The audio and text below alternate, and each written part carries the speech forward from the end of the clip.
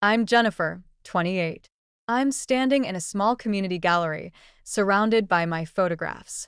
The room is filled with people, but all I can think about is how I got here. It's been over 18 months since I last saw my father, and I never thought I'd see him again. But here he is, standing in front of me, looking older and grayer. I remember the day I decided to disappear. I was 27, and I'd just taken my mother, Victoria, to a fancy restaurant in San Francisco for her 55th birthday. I'd saved up for months to afford the reservation, and I'd bought her a diamond necklace that cost a small fortune. I thought it would be the perfect way to show her how much I loved her. But as soon as we sat down, the tension in the air was palpable. My mother started criticizing me, as she always did. She said I wasn't making enough money, that I should be married by now, and that I needed to start thinking about my future. I tried to defend myself, but it was no use. She just kept going, getting angrier and angrier.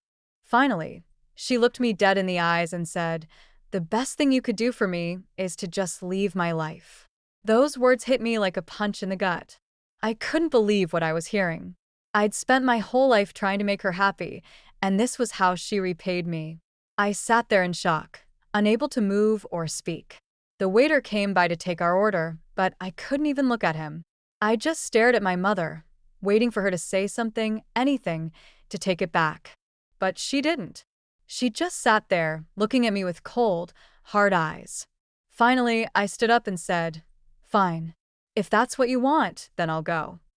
I grabbed my purse and walked out of the restaurant, leaving my mother sitting there alone. I didn't look back. I couldn't. I spent the next few days in a daze, wandering around the city aimlessly. I couldn't believe what had happened. I felt like my whole world had been turned upside down. I kept thinking about my mother's words, and I couldn't shake the feeling that I was a failure. But then, something inside me snapped. I realized that I couldn't keep living like this. I couldn't keep letting my mother's words and actions control me. I needed to take control of my life, to start making my own choices. So I decided to disappear. I packed up my things, closed my bank accounts, and changed my identity. I moved to a small town in the middle of nowhere where no one knew me. I got a job at a local bookstore, and I started rebuilding my life from scratch. It wasn't easy. There were times when I wanted to give up, when I missed my old life and my family. But I knew that I couldn't go back. I had to keep moving forward, no matter how hard it was. Over the next few months, I started to heal. I made new friends, I discovered new hobbies, and I started to feel like myself again. I even started taking photography classes, and I fell in love with the art of capturing moments. But then one day, my father showed up at the bookstore. I was shocked to see him. I hadn't seen him in over 18 months, and I had no idea how he'd found me. He told me that he'd been looking for me for a long time, that he'd missed me, and that he was sorry for everything that had happened. He also told me that my mother had changed. She'd been seeing a therapist, and she'd realized how much damage she'd done to our relationship. She wanted to see me, to apologize, and to try to make things right. I was skeptical, to say the least. I didn't know if I could trust my mother, if I could ever forgive her for what she'd said and done. But at the same time, I couldn't deny that a part of me wanted to see her, to hear her apology. So I decided to give her a chance. I agreed to meet her in a neutral location, a hotel in a city that neither of us had any connection to. I was nervous as I waited for her to arrive, but I was also determined to stand up for myself, to set boundaries, and to make it clear that things couldn't go back to the way they were.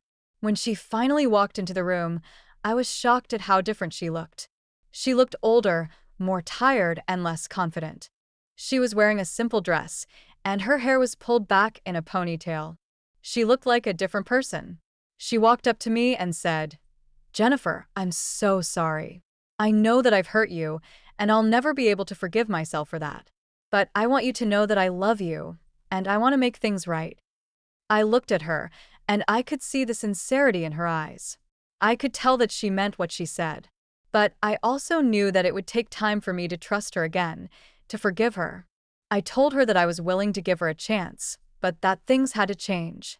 I told her that I needed her to respect my boundaries, to stop criticizing me, and to start listening to me. She nodded, and she promised that she would do everything she could to make things better. Over the next few months, my mother and I started to rebuild our relationship. We talked on the phone regularly, and we started to see each other in person. It wasn't always easy, but we were both committed to making things work. And now, here I am, standing in this gallery, surrounded by my photographs. I've come a long way since that day in the restaurant, and I'm proud of who I've become.